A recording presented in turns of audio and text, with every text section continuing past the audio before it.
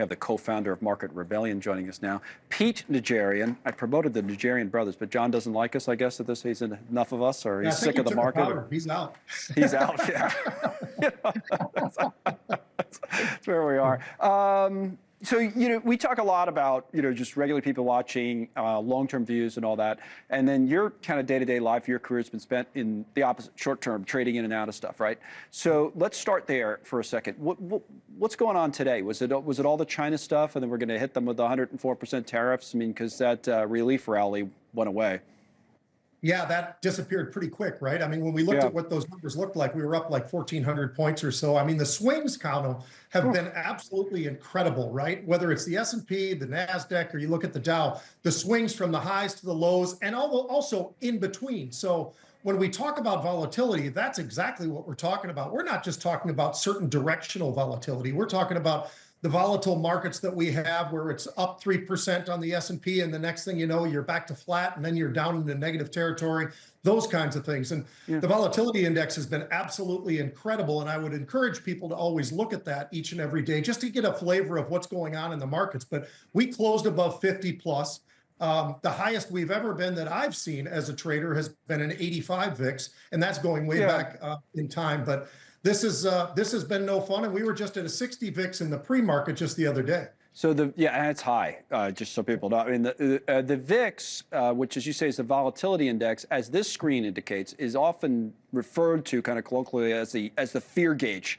Is that fair? Because guys like you can capitalize sometimes, not on fear, but on volatility and movement. We get it. And I guess the question for you, someone watching at home, would be, how long do you think it's going to stay like this?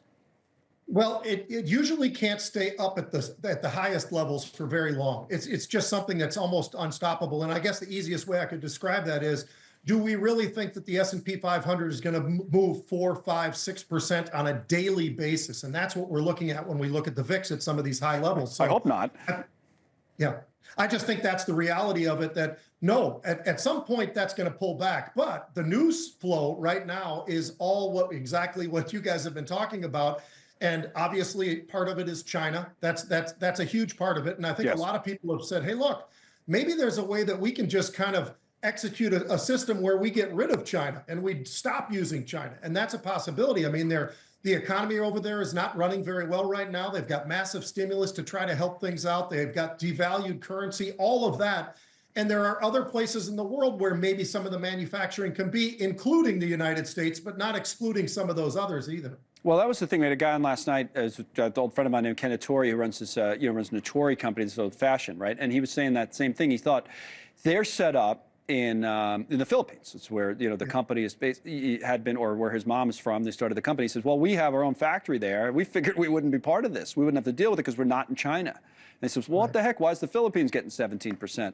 So maybe the answer is Bassett and Company cuts deals with other countries. I know Japan and South Korea have been mentioned, and then we're kind of talking ex-China. And is that the conversation that we're having in the next few weeks? And if so, then what do the markets look like?